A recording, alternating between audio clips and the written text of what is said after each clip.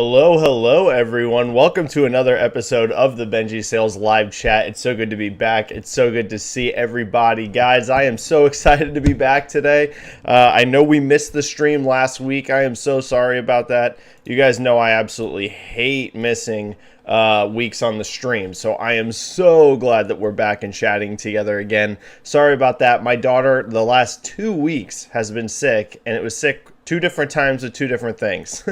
So that's why we missed it last week. The days that I planned on streaming, I actually had to take care of her. So it's been a rough couple of weeks. I think everybody right now with kids that are in like preschool are dealing with it because it's like everywhere. So sorry about that. That's why we missed the stream last week, but we're back and I'm super excited to be back. I missed you guys and we've got so much to talk about, like a ton of news over the last couple of weeks. So, what are some of the big headlines that we can break down and talk about? Well, first of all, I think probably the hottest topic that we're going to get a lot of discussion about today is God of War Ragnarok. We have found out it is the fastest selling PlayStation Studios title of all time, surpassing the record set by The Last of Us Part 2. It has sold 5.1 million copies in a week. That's incredible, guys, especially because that was sell-through. That was not the shipped number. Shipped is going to be even higher than that, right? Shipped is probably at least 6 million units if sell-through is 5.1 million, because you're going to want a decent amount of physical copies around the world, sitting on shelves for this holiday. So I would say that at minimum, shipments are going to be at 6 million, sell through 5.1 million in a week. That's incredible for an exclusive. So it has surpassed The Last of Us Part 2. I'm sure we're going to have a ton of discussion around that. What does it mean for Sony? What does it mean for Santa Monica? What does it mean for the God of War franchise moving forward? So we've got that we can talk about. Another probably pretty big topic is going to be the Game Awards, because we weren't around last week to talk about it. So if there's anything you guys want to talk about in regards to that, we can talk about the nominees. Were there any snubs? Were there some that got nominated and didn't deserve it, etc. Your nominees for the I'm not going to go through the whole list because there's so many, but the Game of the Year nominees, like for actual Game of the Year, you're looking at Elden Ring, God of War Ragnarok, A Plague Tale Requiem, Horizon Forbidden West, Stray, and Xenoblade Chronicles 3.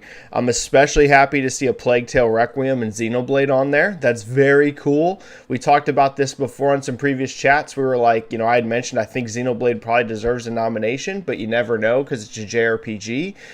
So I'm very happy for all the Xenoblade fans out there that they got their nomination, right? I don't think it's likely to win, guys, but to even get nominated, that's awesome. That is great to see. So I'm happy for all the Xenoblade fans that they got their nomination.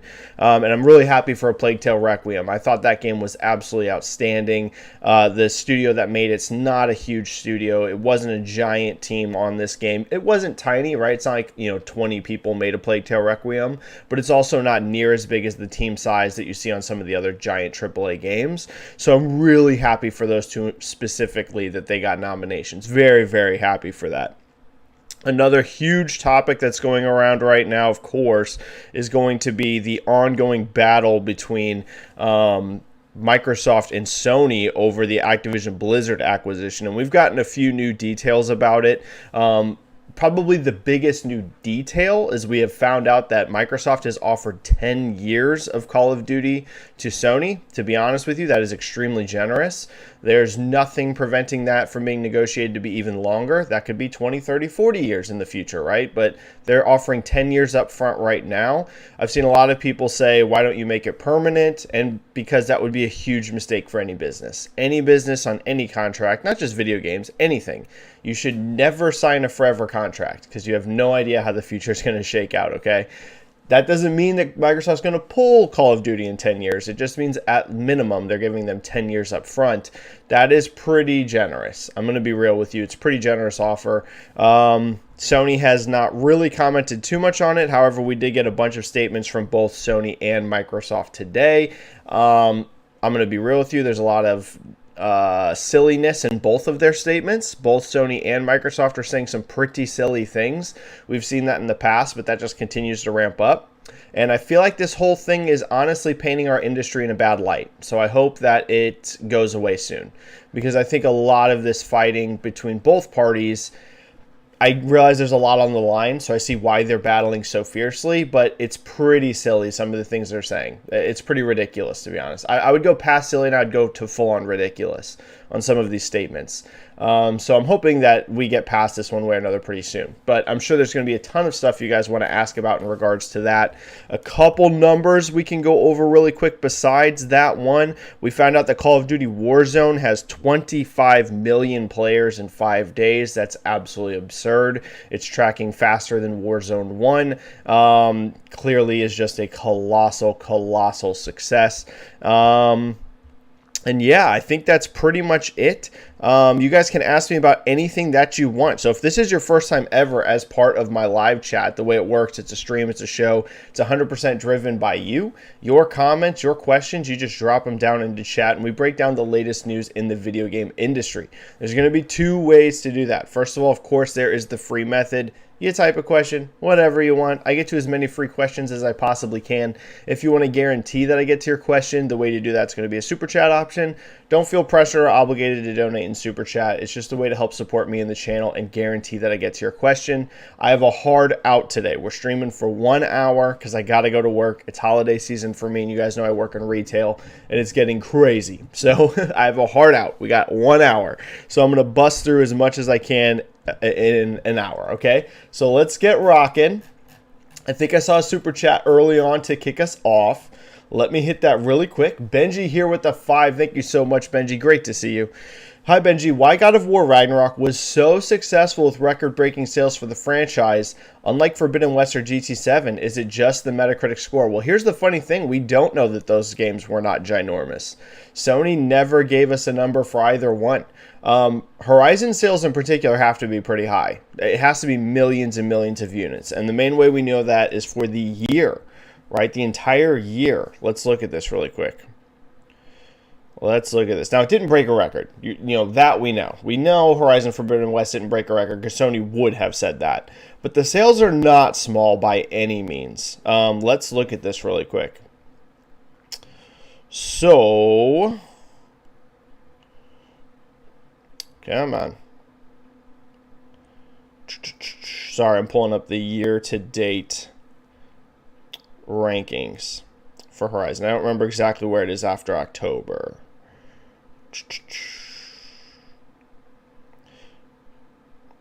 So for the entire year, Horizon Forbidden West in the US is the 6th highest selling game for the entire year. The only games that are ahead of it are Pokemon Legends Arceus, Madden 23, Lego Star Wars, Call of Duty, and Elden Ring. And if you notice, every one of those besides Pokemon are multi-platform. The only exclusive that's on there that's bigger than Horizon this year is Pokemon. So it's a lot. Like Horizon Forbidden West has sold millions and millions and millions of copies. But we don't know exactly how high, so who knows exactly where it's at. But I would definitely say, I know early on we were wondering, like, because we never got a number, and some of us were wondering, did Horizon Forbidden West do that well? I can say pretty definitively it did. It definitely has done well long term. Now, again, wasn't a record breaker. In regards to GT7, that one is a lot more unknown. We barely know anything about GT7 to give it context. I don't suspect that GT7 sales are huge. Definitely not like a record breaker for that franchise because, you know, there were some enormous ones in the past. Maybe launch maybe was around there, but I think if it was the biggest Gran Turismo, they might have said something. But GT7, I would say, is probably just an okay seller. Horizon definitely sold great. Now, why was Ragnarok so successful? The Metacritic score definitely plays a factor. This isn't like, we talk about this all the time. Some games reviews matter, some games they don't. I think Ragnarok's launch didn't matter too much. However, I think the combined Metacritic between both games, between 2018 being seen as an absolute masterpiece by so many people, including myself, and now Ragnarok being seen as a masterpiece by so many people, including myself, that is going to drive enormous hype for the franchise. Anytime you're getting over 90 Metacritics, it does have an impact, right? it doesn't make a huge difference if a game scores an 82 on Metacritic or an 87 on Metacritic. Those are going to be, in terms of like sales impact, you're not going to see a giant difference once you're in the 80s. But being over 90 Metacritic, we have a lot of evidence that that does actually have an impact, because it usually means tremendous word of mouth. Now, that doesn't mean always, but usually that's the case. So I would say reviews do play a factor, but the bigger factor was that a lot of people thought the last God of War game is one of the best single player games ever made. You know, like a lot of people thought that. So going into Ragnarok, the hype was going to be enormous. And then it helps that it also delivered on that. So I think those are the main factors. Horizon Zero Dawn, a lot of people loved Horizon Zero Dawn, but not a lot of people thought like it was the greatest, you know, single player game they'd ever played, right? So that's not going to lead to the crazy hype for Forbidden West like we saw out of God of War. So I think that's part of it. Part of it is that last game was just so unbelievably beloved. So that's definitely part of it. And thank you for that super chat, Benji. We got a couple more coming in. We got Split End 89. What is up, man? Good friend of mine, killing it over on Gaming Trend, saying much love. Well, thank you, buddy. You did not need to do that super chat. You're the man. Thank you for helping modding the channel and being a great friend, dude. And you can check out Split End 89's work at Gaming Trend. He's doing a ton of stuff over there on the site, reviews, all kinds of goodness. Highlander001 with a 10 super chat. Thank you so much, Highlander. Great to see you. Happy Thanksgiving, Benji. Happy Thanksgiving to you and all of my friends that are in the U.S. that celebrate it. Tomorrow is Thanksgiving. That's why I had to cram this chat in right now today. And like I have such a short window because, you know, obviously I'm going to be busy tomorrow and I work retail. So Black Friday is right around the corner for me, which is going to be complete chaos.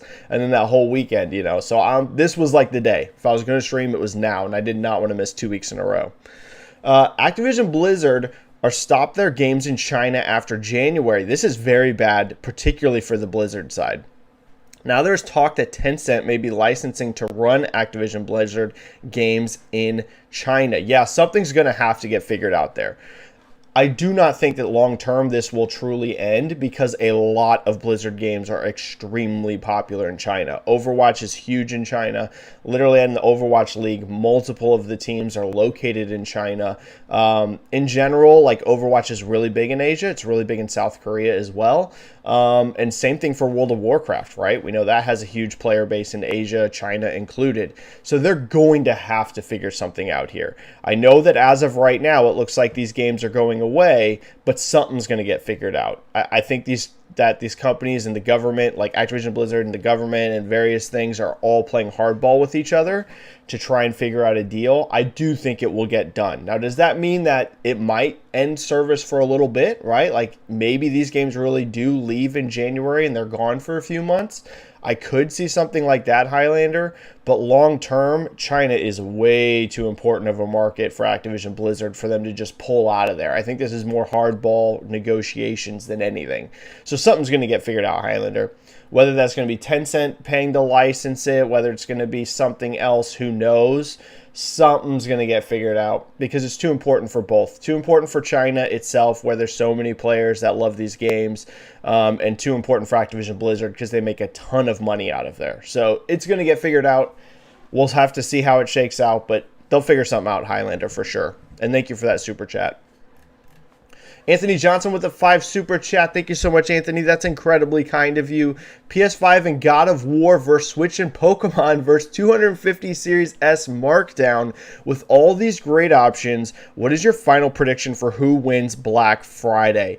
It's going to be crazy. I honestly think we're going to see an incredible November from all three, which is great to see because these consoles have been so supply constrained, and I can tell you guys I work in retail, as I've mentioned millions of times, including on this chat. I can tell you I have never, ever, since launch day, ever seen Xbox Series and PlayStation 5 so readily in stock. Never. There's never been 1 month, including that launch month, I have ever seen these consoles so readily available. Now, it doesn't mean there's not still sellouts. PS5 and Series X are still selling out. Series S, not so much, but I can tell you guys, I can't say too much because I work in retail and you don't want to, you know, I do have limits on what I can say.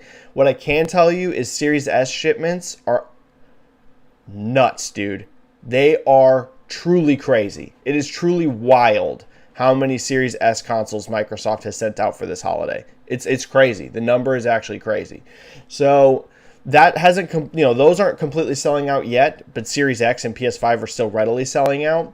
But what's making this so different is they're selling out and then getting restocked like several times within the same week, which is very uncommon for these consoles. So, Anthony, it's going to be hard for me to pick an outright winner because I think all three of these are going to be huge. I think there's a very strong chance that we see all three platforms over 1 million in NPD, which would be an incredible result.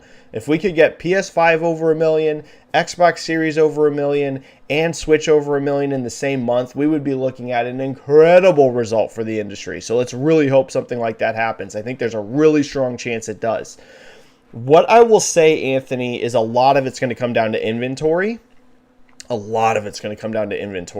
I was feeling going into, like earlier in this year, I was talking about how I felt like there was a really strong chance Xbox Series outsold PlayStation 5 during the holidays because you saw Xbox have such a great start to the year.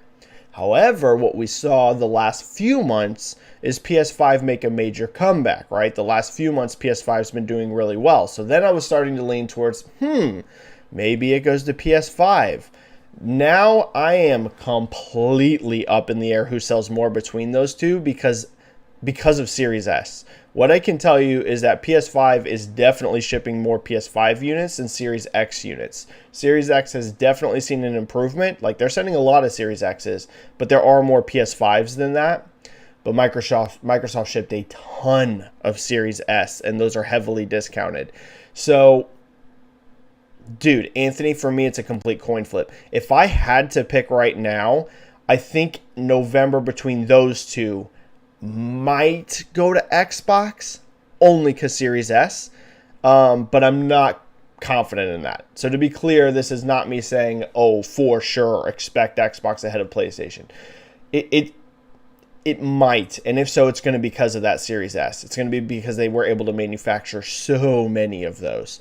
Switch is going to do really, really well. I do think there's a good chance Switch is in third place here, but to be clear, it'll be a strong third place, and that's if it happens. I really don't think it's going to be number one. I'll be real with you. I think number one is going to be PS5 or Xbox, but if, and this is an if, Switch is in third place, that's not the end of the world, just like we saw in October where it was in third place. It's still going to be a strong third place. It's not going to be one of those things where everybody's buying PS5s and Xboxes and no one's buying Switch. Switch will still be huge. It's still going to have a giant November.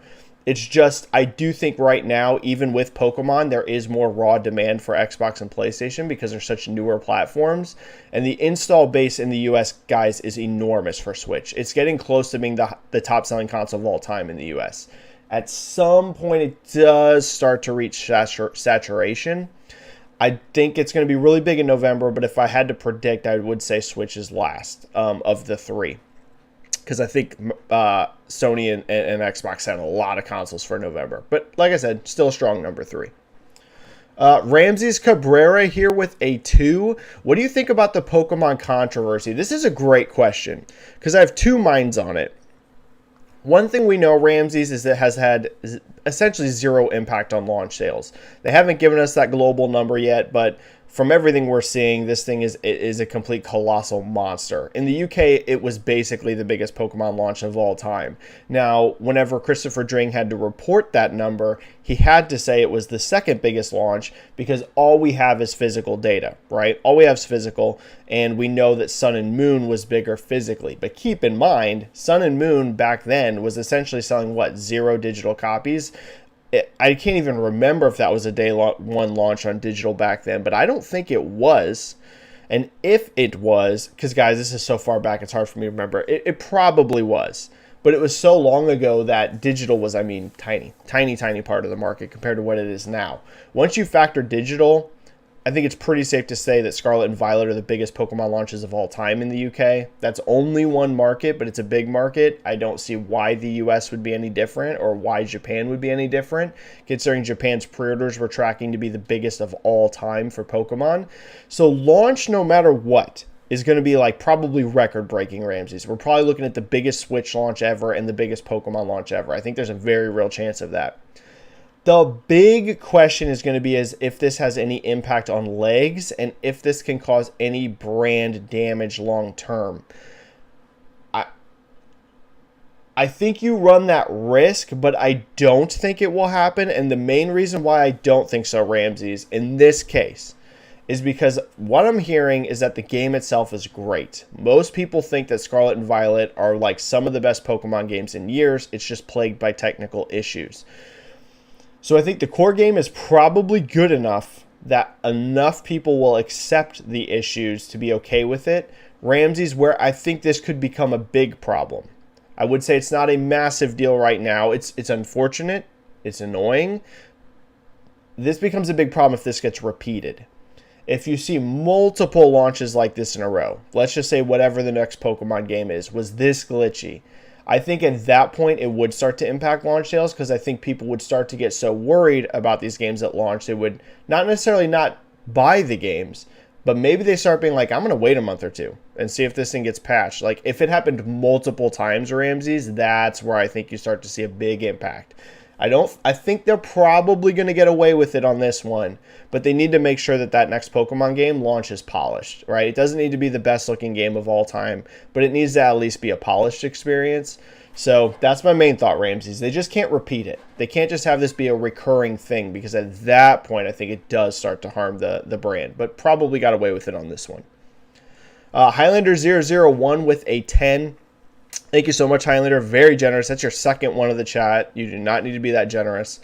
The fact Microsoft is willing to give 10-year deal to Sony for Call of Duty, I think more for FTC at CMA and the EU. I guess Sony wants to keep it out of Game Pass or also in PS Plus.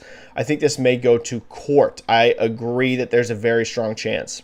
So when this deal first got announced, I was very confident it was going to go through, because it was hard for me to envision a scenario where Sony could truly paint this as anti-competitive to the point where it should be blocked legally, right? We can all have debates about like what we think personally, but it's not about personal feelings, it's about law and what you think legally does this prevent anti-competitiveness. And I thought it would be extremely difficult for Sony to paint that picture. And I'm going to be real with you, I think Sony's done an absolutely terrible job of painting that picture.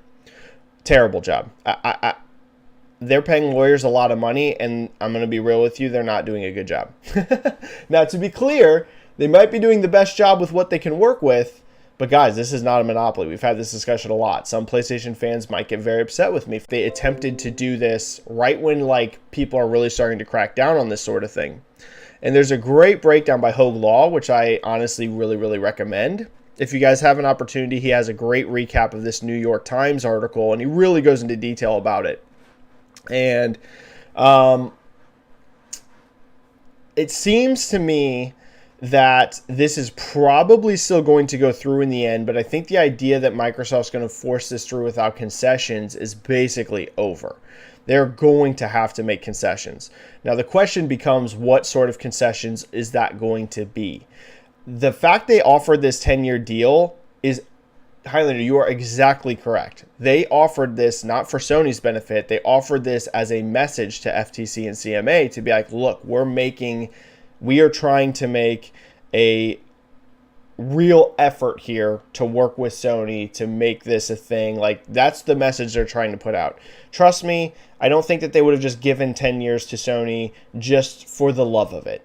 The fact that they're doing this to me does say that they are feeling pressure. I think they're definitely feeling pressure. You're starting to see some people still in denial about that. Oh, it's going to go through so easy. This is going to be no problem. That, I think, ship has sailed. Now, it doesn't mean that I think it's not going to go through. If I'm going to bet on it, I still think it does go through. But there's going to be concessions on this. I think probably the most likely one is they're going to have to put into some very strong language about Call of Duty moving forward, like strong binding language. I think that's going to be probably the main thing. Now, what that is it 20 years? Is it in perpetuity? Because Microsoft themselves are never going to offer that, but is it a situation where FTC puts it in literally legal binding language? As long as a PlayStation console's on the market, you must support it with Call of Duty. It's potential. It's potential possible. There could be something like that, guys. Like I said, Microsoft's not going to do that. Apparently, my internet is just crashing. This was not an issue until the last few weeks. I have no idea what's going on. It says no data. Hopefully you guys can see me. The streams have been a mess the last 2 weeks, or the last 2 streams. I have no idea why. Literally on a hardwired line connection, but I guess my internet provider is just utter garbage. But those are my thoughts, Highlander. Definitely this 10-year offering was specifically a message to them. Definitely this is going to get, I don't know for sure that it goes to court, but at the very least there will be concessions. So that is definitely happening. It's not going to go through without concessions. We can write that off. I would be shocked at this point if that happens. So we'll see. I don't think it's going to be one of those things. Some people are going to be like, oh, they can acquire them without Call of Duty. That's going to be the deal. Call of Duty has to get spun off into its own thing. I don't think it'll be that, but I think they may force something like perpetuity. As long as a PlayStation console exists and it's a viable platform, you must put Call of Duty on it. You might see something like that. You really might. All right. Couple more super chats coming in, guys. Hopefully my stream's holding up. I have no idea. I just am getting spammed with crash alerts. I have no idea why. Antonio420 here with a 6 super chat. What is your game of the year, Benji, and what game do you think was snubbed from the award nominations? Okay, so I've now platinumed both God of War Ragnarok and Elden Ring. If I had to pick between the two, I'm still going Elden Ring. I do think Elden Ring is still my game of the year, and I adored Ragnarok. I think it's absolutely incredible. But if I had to pick one of those, I am still going to lean Elden Ring. What I will say, though, after platinuming both, there is a strong argument for God of War as well. It's really going to come down to, because I'll be real with you guys, there's some other great games. I don't think any of the other games are in the running this year. I'm just going to be honest. I think those 2 games literally dominate the year.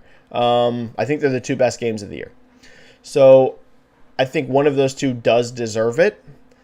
And it's going to come down to what you like, what means more to you. Like, Elden Ring's story is very minimalistic, right? Whereas I think God of War Ragnarok has maybe the best performances I've ever seen from a game, and this includes Naughty Dog. I love Naughty Dog. I think Santa Monica may have surpassed Naughty Dog with this game. Now, Naughty Dog's going to have a chance to come back, right? Very, very well. And I would say still in terms of pure visual fidelity, I loved Ragnarok. It's still a great-looking game. I still think that Naughty Dog has the edge there, like in the facial captures and things like that. Like, having played The Last of Us Part 1 this year and Ragnarok, I still give Naughty Dog the edge in terms of technology. But I think the character writing in Ragnarok is maybe the best I've ever seen. Like, almost every character in this game has incredible character moments, incredible writing. So there's a strong argument. There's a very strong argument you can make for Ragnarok for Game of the Year. I still lean Elden Ring personally because Elden Ring to me was still a sense of wonder that I got from Ragnarok, but not to the same level. There was just so many moments in Elden Ring I can recall where I come around a corner and the map just keeps opening up and I'm seeing areas that are blowing my mind. Like, how does this even exist? I never expected to see this here. And so I lean Elden Ring, but it's close. For me, it's like a 1A and 1B. I won't be upset either way. Antonio, either one of them can win Game of the Year. I will not bat an eye at it, and I'll say they both deserve it. It can go either way. It's going to come down to what you prefer. If Elden Ring had not been here this year, there's zero question in my mind it would have been Ragnarok for me, like by a million miles. I don't think anything else is close to those 2 games, personally. I think they're like way ahead of the pack. But Elden Ring is like one of the greatest games I've ever played of all time. So I still lean Elden Ring personally. Benji with a 5. Benji, there were some rumors The Last of Us Factions could be free-to-play game. I've been saying this for a long time.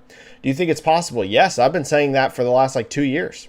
How do you feel about the crazy free-to-play competition? I 1,000 expect this to be free-to-play. I expect it to be free-to-play from the moment it was announced. Guys, launching a non-free-to-play multiplayer game in 2022 and onward is extraordinarily risky. There is so much you can access now completely free that asking people to pay $60 to $70 up front is a enormous ask. I mean, guys, Apex Legends, you can just play that for free. Fortnite, you can just play that for free. Overwatch 2, you can just play that for free. Warzone, you can just play it for free. Fall Guys, you can just play it for free. Halo Infinite, you can just play it for free. Asking someone to come in and spend $60 to $70 immediately nowadays and pulling them off of those games that they're playing right now when they can say, I can spend $60 to $70 to buy this game, or I can just keep playing the game I'm playing for free. Real tough ask. I think you will see very few full-priced multiplayer games ever moving forward. And when I say ever, I mean literally for the future of the entire video game industry. I think you almost have to launch free-to-play. Doesn't mean there's going to be none, right? And it doesn't mean you can't launch a game at $60 that's multiplayer only, because that's the thing. Factions is multiplayer only experience. This isn't a game that has, if you have single player and multiplayer, you can still charge $60. Look at Call of Duty. But I'm saying if you're only going to do multiplayer, you basically have to be free to play if you want to have any chance of being competitive in the market. So I fully expect this. I've expected it for years. Since the day they announced that they were going to make a multiplayer only Last of Us game, I've been telling you guys on here, expect that to likely be free to play. We don't know this for sure. It's just some of the hirings have pointed towards that they're probably looking to make a free to play game.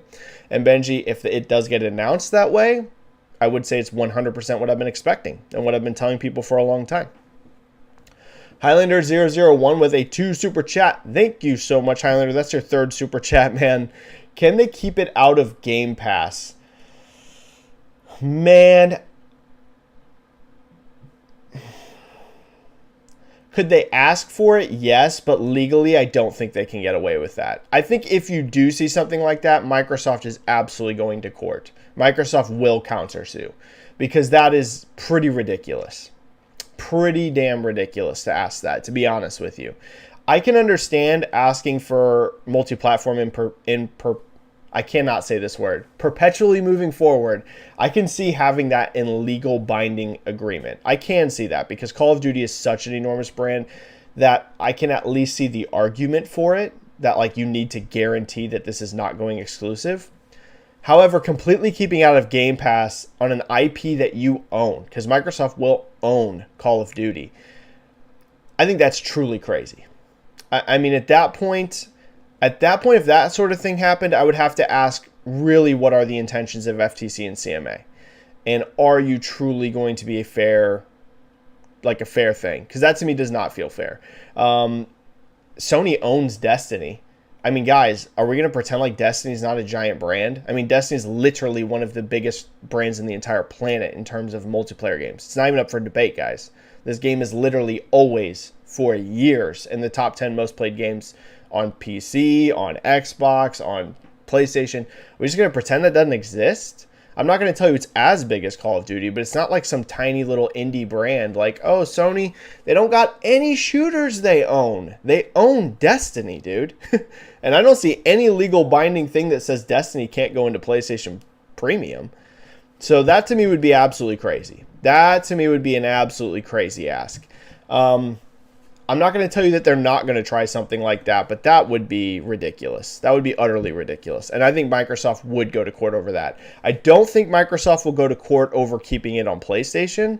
If that is the terminology that's used, if they outright say, hey, in order to buy this, you literally have to say this is never leaving PlayStation as long as PlayStation has a console out there, I think Microsoft will sign that deal. I don't think they'll love it, but I think they'll sign it.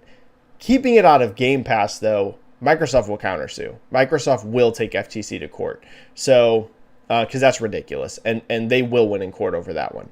So, that I think is a long shot, Highlander. That I think is a long shot. But you never know. They may ask for it, but expect a court battle if they do.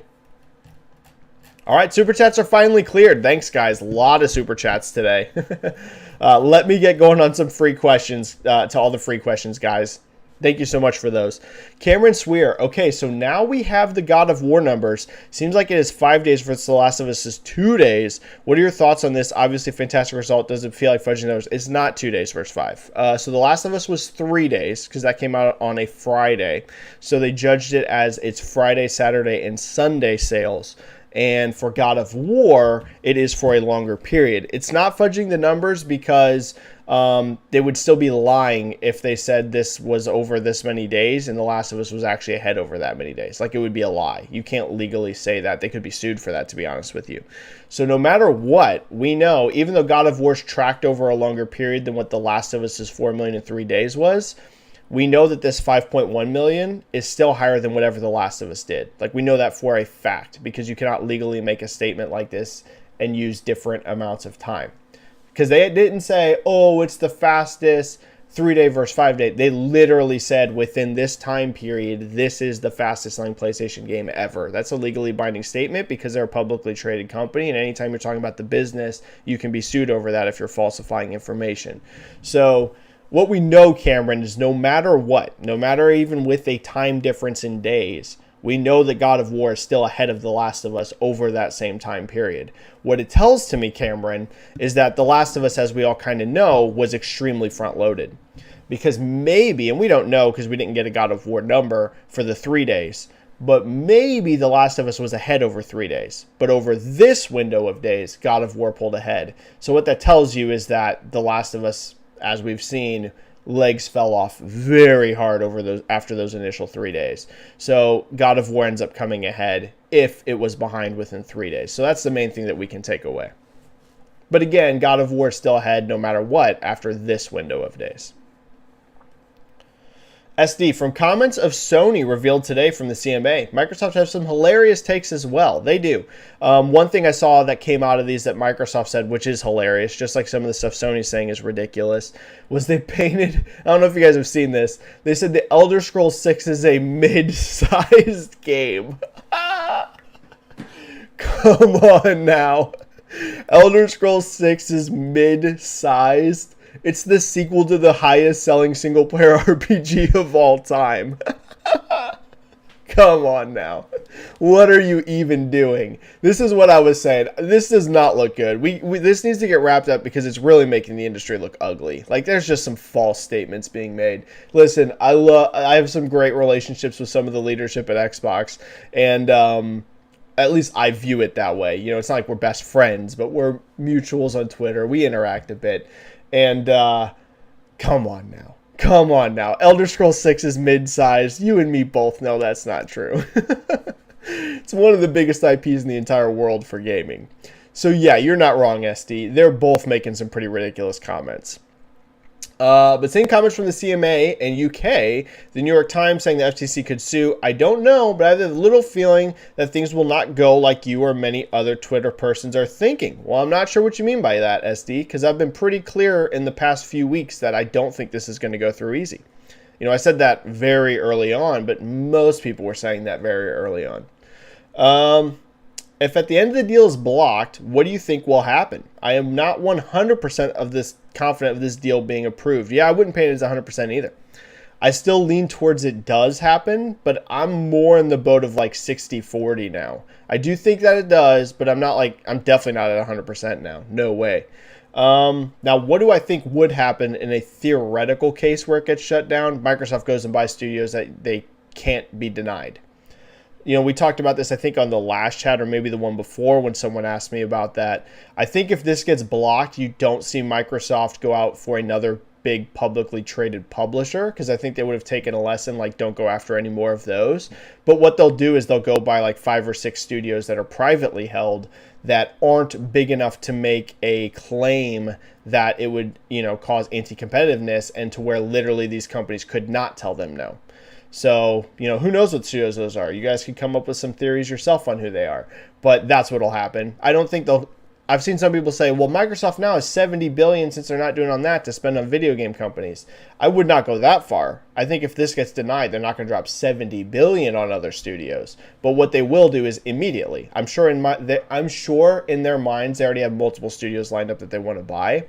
What'll happen is they'll be like, okay, we couldn't buy this. Here's 6 other studios we're going to buy in the next 12 months. And they won't be able to tell them no because it won't be a big, giant third-party publisher. They'll be independently owned studios, and they'll be, much smaller scale in terms of overall market. So they'll still get a ton more studios. Like, no matter what, Microsoft's not going to leave this situation with no studios. Like, they're going to get a lot of studios. It's just going to be, are those going to be Activision studios and IPs, or there's going to be other studios? But either way, that's going to be how it shakes out. They won't go for another publisher, though.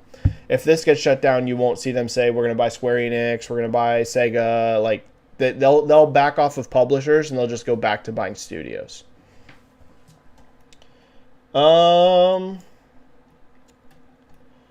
Okay. I think we had another super chat come in. Let me hit that really fast.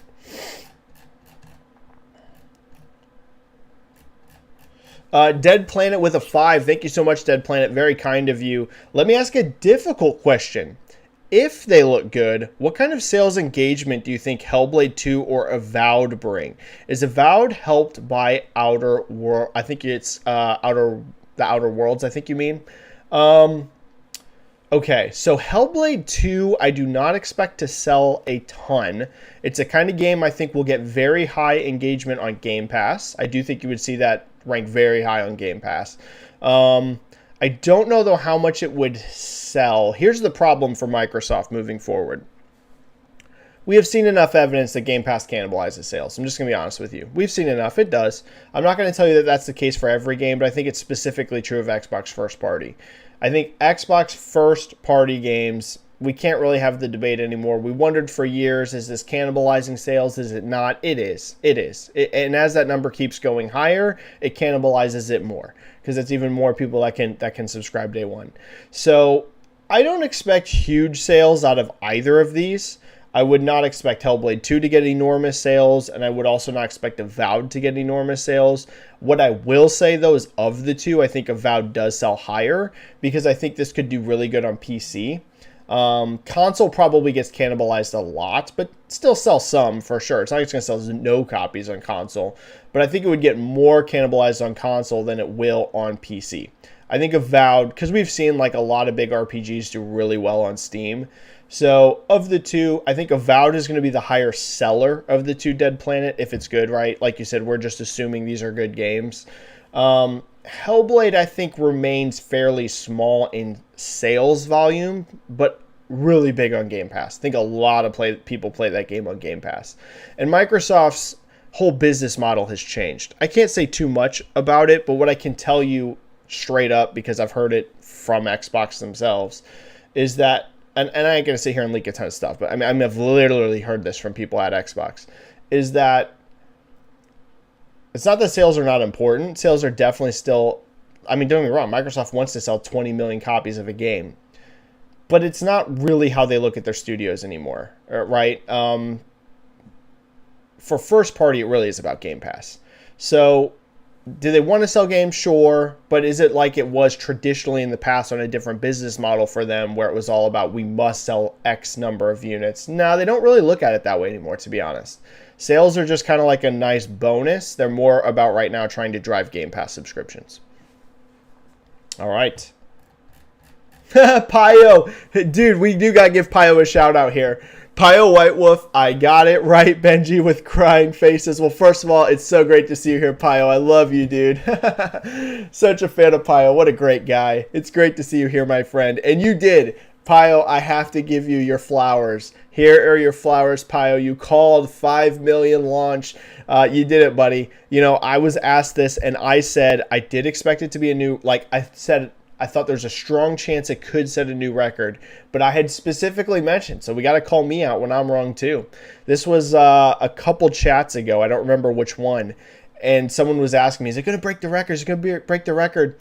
And Pio, I had said, I think there's a good chance it could happen. And here's what I said. Let's call me out. I can take the heat. I said, I think that people saying over 5 million, though, might be overestimating it. I was wrong, and you were right, Pio. You nailed it. 5 million launch. You killed it, my friend. I know you're such a fan of that franchise, so I'm happy for you, and I'm happy for Santa Monica and Sony because it was an incredible launch, and you nailed that 5 million prediction, my friend. So, yeah, Got to give Pio his shout out, and also let you guys know Benji gets it wrong too. All right. Super chats are cleared, I think. Let me make sure I didn't miss any. No, Matt Duffy with the 2 super chat. Matt always coming in with the positivity and good vibes and being a great dude. Matt Duffy dropping that 2, saying, wish you and your family a wonderful holiday. Same to you, Matt Duffy. I hope you and your family are doing amazing as well. Thank you for always making these chats so positive, being so supportive, and being a great person, dude. So we appreciate that, Matt. You're the man. All right, back to some free questions as we hammer this out for the last, you know me, I always say I have a heart out and then I push it a little longer. So I'll push it a little longer than because I would have to quit in 10 minutes. I'll try and go 15 because we haven't been able to get to many free questions today. Michael Yu, with the success of Ragnarok, I think we can safely say PS5 will take number 1 in November MPD. Michael, I would not say it's safe. Who do you think will be number 2 and 3? Okay, we talked about that, so I'm not going to go too into detail other than the safe part for number 1 for PlayStation MPD. And like I said, specifically because Series S. I'm telling you guys right now, Xbox Series S console shipments are huge. They're by far the most shipment of any individual unit. It's not close. If we're going to talk about an individual, just one SKU, the biggest SKU for November shipments to me is Series S, and I don't think there's any doubt about that.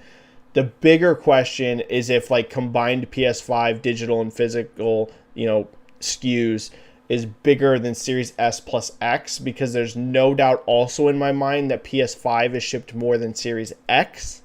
The big X factor here, guys, is Series S. Expect some pretty crazy stuff with that. But it might not be enough, right? Xbox still might end up third even. Who knows? Once we get into holidays, it gets a little tricky because the volumes start getting so high. It sounds funny, but it's easier to predict rankings when volumes are lower, because if one of them is clearly selling a lot more, you can be okay, overall sales aren't that high, and this one is clearly selling a lot of units, so that's going to be number 1. Once you start getting into November and December, it gets volatile because all these platforms are selling at minimum hundreds and hundreds and hundreds of thousands of units, and at times over 1 million. So I'm not super confident in the rankings, but I will say that number 1 is not a lock for PlayStation 5. Strictly because Series S. Series S is the real wild card here. But it might. It might take number 1. I think for poorer, some Xbox comments today, Switch has more mature content than Xbox. Skyrim is a mid-sized franchise. Yeah, Call of Duty is a brand and social media presence is not even the top 10 of games, meaning not that relevant. What? The Sony comments and price maybe could be weird. Oh, it ain't just that. Sony makes a lot of weird comments here. A lot. A lot. But they make some pretty crazy comments. They could raise price as well, but the case is they did some pretty funny comments, thoughts. 6 more months of this are coming. Okay, so you're saying basically what we all are. There's ridiculousness coming from both sides. Anyone that's taking a stance that it's only one side saying ridiculous things, no, it's both. They're both saying some pretty outlandish stuff. And that's why I hope that this is over soon, because I don't think it's good for the industry. I think it paints a bad light on everybody. You're kind of trying to underplay so many different things, both of them. They're both doing a lot of underplaying. Sony did that to their own studios too, where they were we just can't make anything like Call of Duty. It's hard. I'm not saying that they can make the next Call of Duty, but it's a little insulting, especially to Bungie, who you own, who specializes in this, to be we just can't compete. Really? Other people compete with Call of Duty. You think Fortnite doesn't compete with Call of Duty? They do. You think Apex Legends doesn't compete with Call of Duty? Because I'm telling you right now they do. You think Grand Theft Auto doesn't compete with Call of Duty? Because I'm telling you right now they do. These are hard things. These are not easy things. But Sony's also made some crazy comments like that. We just can't compete. There's just no way to do it. Yes, you can. Because Bungie very well might be able to. Doesn't mean it's going to be bigger. To be clear, something doesn't need to be bigger to be competitive. It just means it also needs to be successful alongside something else. So they're both doing it. They're both making all kinds of crazy, outlandish comments. So I hope this wraps up soon, because it's getting ridiculous. So yeah, we're in the same boat, I think, for poor. We're in the same boat on that. I think we had a super chat come in towards the end. Let me get that really quick. I'm going to get still some free questions, guys. We're still going to go for at least 10 more minutes. I just can't push it too long because I do have like a literal hard out. Highlander 001 with a 5. Wow, I think that's your 4th one, Highlander. You do not need to be being this generous. Not to be a downer, I have a friend with terminal cancer. Oh, this is horrible. So I gave him my PS5 when he can no longer play. I get it back. Cancer sucks. I am very sorry to hear that, Highlander. Cancer is awful. And it seems to be almost getting worse.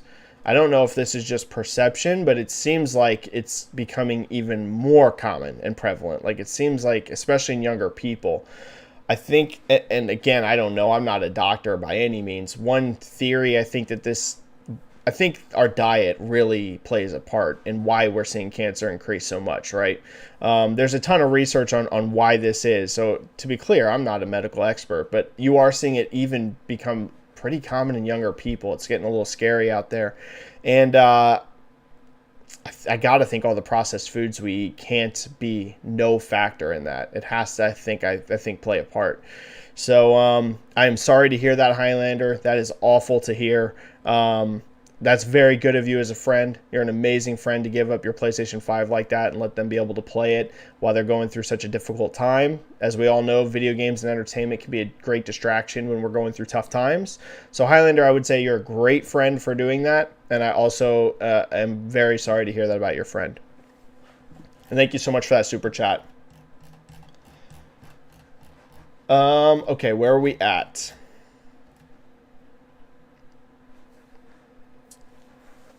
Randy Norman, if this deal doesn't go through, Activision will continue to dump even more and more resources onto Call of Duty. It will eventually become unstable with the horrific leadership at Activision. What will they do next? Randy, I do agree. I think that I think this is absolutely, a lot of people are going to have different takes on this. If we're going to talk about Activision, if we're just going to talk about Activision, and not anyone else, not me, not you, not Microsoft's advantages or Sony's disadvantages. If we're going to look strictly at Activision Blizzard, I think getting acquired is like the best thing that could happen to this company. Like literally. Even if Microsoft didn't get it. Let's say somebody else got it. I think Activision Blizzard needs to be acquired. They ran into a lot of issues in terms of leadership there, a lot of issues in terms of strategy.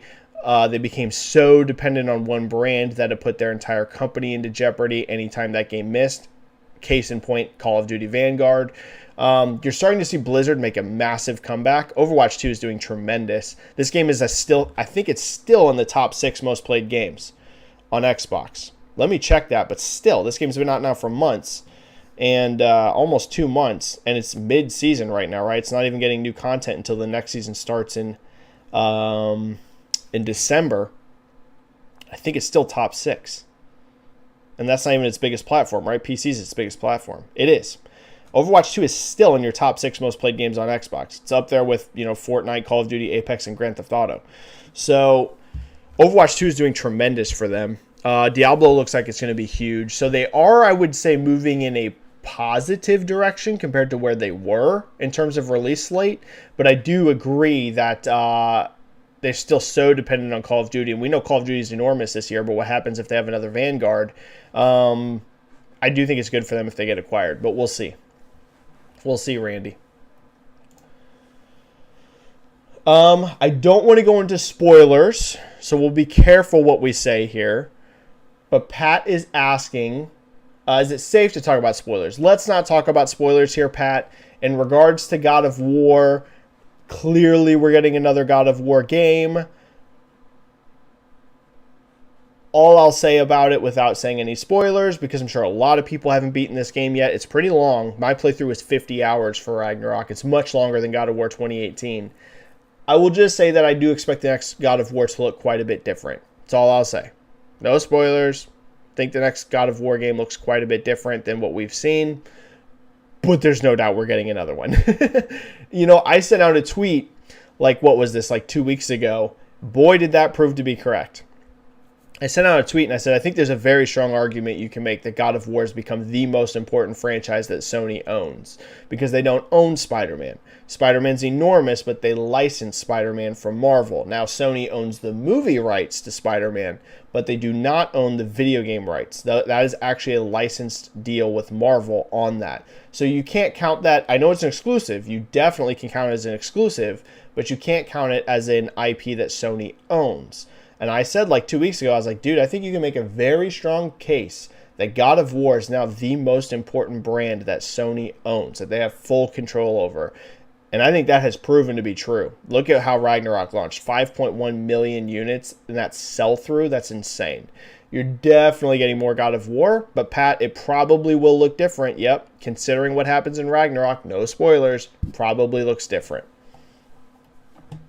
Johnny G saying, what's up, Benji? What's up, Johnny G? Yeah, JCat saying, don't talk about spoilers here. Correct. Good job, JCat. Appreciate that very much. And you rock, JCat. It's great to see you, and thank you for helping mod the channel. I appreciate it so much. I think we had a super chat come in here really quick. Let's hit the super chat. Tonsi K with a 5. Thank you so much, Tonsi K. It's very kind of you. Hi, Benji. Imagine ABG gets rejected. Starfield and another first party in 23, bad Metascore and fan reception. What does it mean for Game Pass and Xbox overall? Okay, so if Starfield were to get bad reviews and not good reception, plus if that deal fell through, yeah, it'd be very bad. It would be very bad. Xbox needs Starfield to be very good. And I think that's why they delayed it and why they were so comfortable delaying it. Microsoft for years has been building the idea through all of these acquisitions that they're going to get a very successful first party. Now, that doesn't mean we haven't seen some successes out of Xbox first party, right? Forza Horizon 5, amazing game, did huge with consumers, right? That game has so many players. A lot of people actually spent money on that game. We know because of the Ultimate upgrade that was out early on, reviewed incredibly well. Halo Infinite at launch, as we know, it fell off hard, but at launch it had a successful launch. Pentiment with great reviews, but obviously that game is not going to be big at all. It's going to be very niche. Like, Microsoft's been building to the point where they can say we have a very strong, consistent first party, and we haven't gotten there yet, right? That doesn't mean there's no successes, but we haven't gotten to the level where it's just like you can say they're a very successful first party. Starfield feels like that game that sends that message. It's had a ton of hype leading up to it. It's a ginormous expectations coming from Bethesda Game Studios. It's, basically their first huge game that they're releasing post-acquisition from any of these studios, right? You haven't seen like many of these studios release a huge new IP, new game since the acquisitions, because so many of those purchases were for games or for studios that had either just released games or they were still very early in development. This is like that game. Starfield's the game that sets you on that path. So Tonsi, it needs to do well.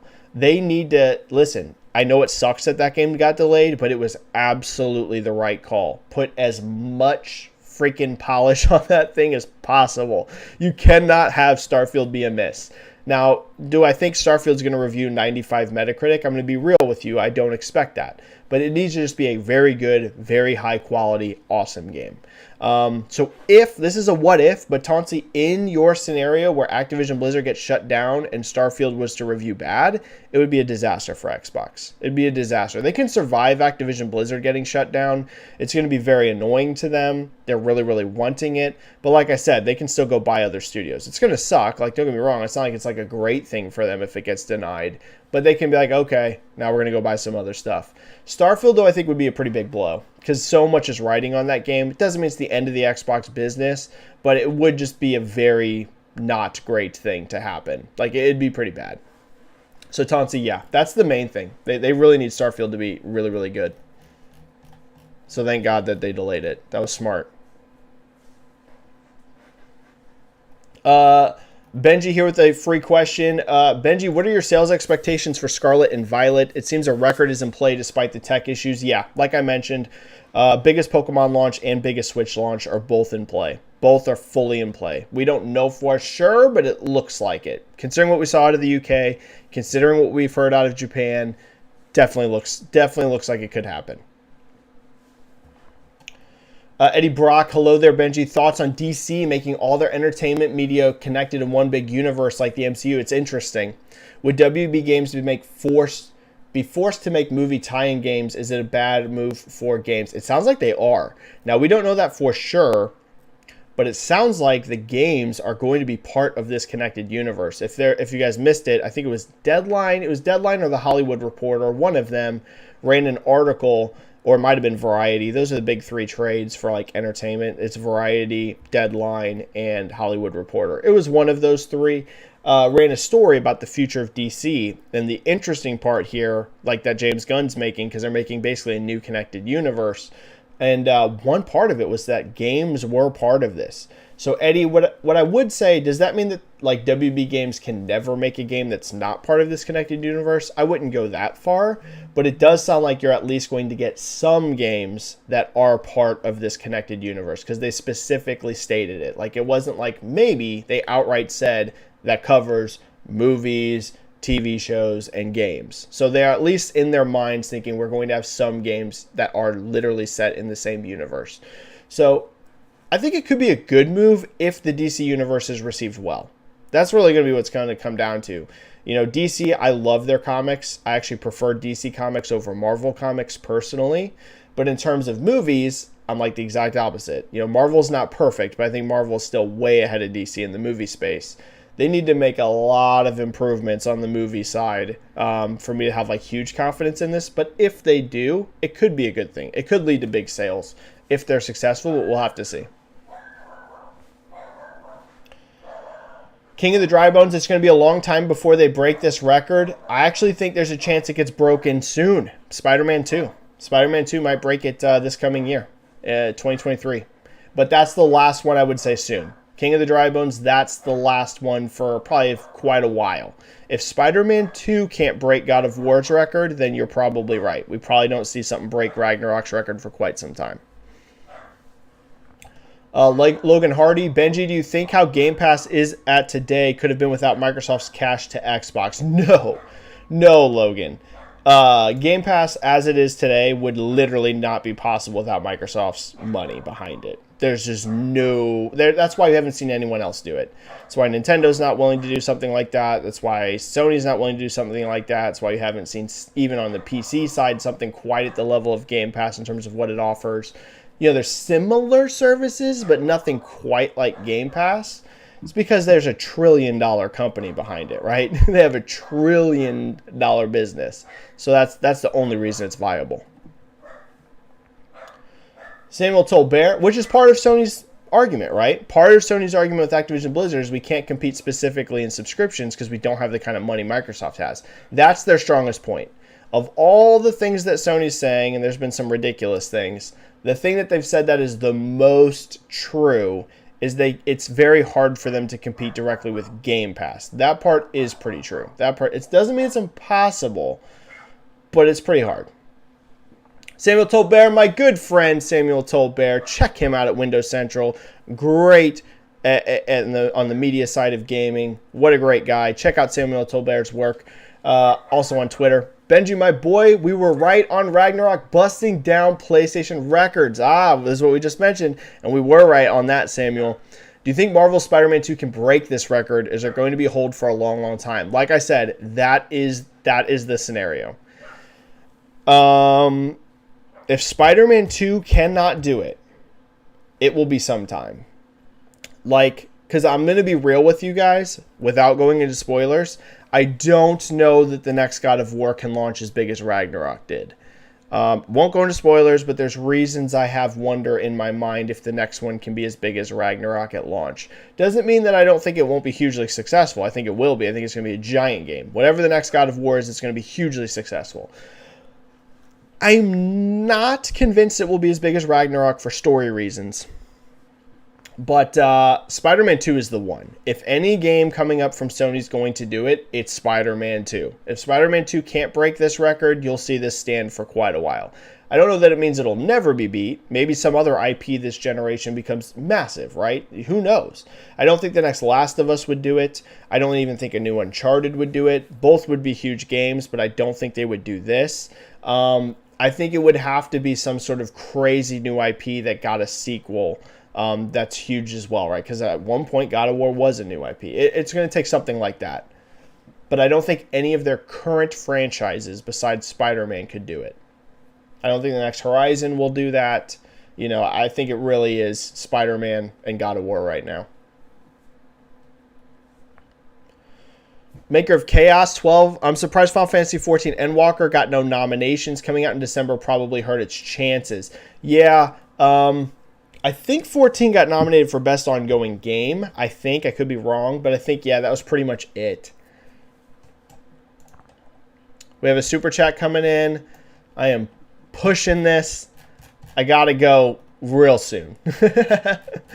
I'm going to hit this super chat and then like one more question. I got to go. JCat coming in with a just a sticker emoji and a super chat. Thank you, JCat. You're so awesome. I really appreciate that. Dead Planet with a 5. I think that's your second super chat coming in right at the end. Right at the end. Sounds PP7 says Knack 3 could do it. Knack 3, 10 million sales in 3 days. Hey, if Mark Cerny gets his way, he'll find a way to get Knack 3 somehow or another. Realistically, I don't think we ever see it, but who knows? Maybe Cerny will just throw his weight around and make sure it happens. Dead Planet with a 5. If Starfield relives the Bethesda glory days, in my opinion, it lays a supremely important foundation for Avowed and Fable. You are 1000% correct. Xbox becomes the cornerstone for RPGs. Yeah, Dead Planet, you're right on. You're right on. Right now, Microsoft's strongest play for first party would be their RPGs. They own Bethesda. They own, Fable coming up. They own Obsidian. They own In Exile. Like, that is going to be moving forward, like the genre that it feels like they have the most in. Like, they have a lot of Western RPGs coming up. And Starfield could lay the foundation for that moving forward. You're right on. Dead Planet. Like I said, Starfield is like the most important game to come from Xbox, in my opinion, in a long time. I think it's more important than Halo Infinite, and I think it's more important than Forza Horizon 5. I know that sounds kind of crazy, but what I mean is like for what it means, because it's like the sign of what you're building for the future. Forza Horizon 5 and Halo, super cool. They're sequels though to really established franchises. It's the 5th Forza Horizon. What is it, like the 10th or even higher than that? It's like the 15th practically Forza game. And Halo Infinite, there's been tons of Halo games before. It doesn't mean these games weren't important. Starfield, though, is that new IP. It's that huge game coming from an acquisition. It's like your sign of we're building this first party. Yeah, Starfield's like the most important game Xbox has had in a long time. So you're right on. And then Timmer with a 5 super chat at the end. PS1 cost $300 million to develop. PlayStation 2 cost $100 million. How much do you think the PlayStation 3 cost, plus keep being awesome? An enormous amount.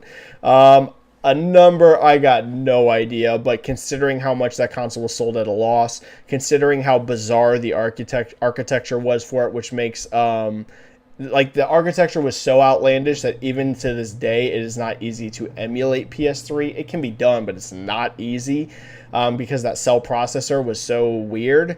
I suspect that PlayStation 3's development cost was much higher than 1 and 2. Much higher. PS4 probably actually came down a bit, even though it was later on. It was a much more simplified architecture. So if I were to guess, and I don't know this, I bet PS3 cost more to develop and concept than PlayStation 4 did, probably. Because PlayStation 4 essentially used off-the-shelf PC parts. There's a little bit of customization in it, but it's essentially off-the-shelf PC parts, whereas PS3 was like some, combobulated beast. All right, I think I gotta go. I gotta go, guys. I gotta go. I've been going for a long time. I know I missed a ton of free questions today. I am very apologetic about that, but I had a hard out today. I literally got to be at work in 45 minutes, so I got to get ready and go out the door. So I'm sorry, guys. all these free questions I missed, which is a ton, bring them to the next chat. We will not miss a week next week. We will be back. Bring these questions next week, and we'll break down a lot more. Thank you guys for all of these super chats. I super appreciate it. Follow me on Twitter if you're not already. I'm sure if you're here, you do. And subscribe to the channel if you're not already. We do one of these chats every single week. Stay safe. Play some games. I appreciate you guys all so much, and I will see you guys very, very soon. Okay.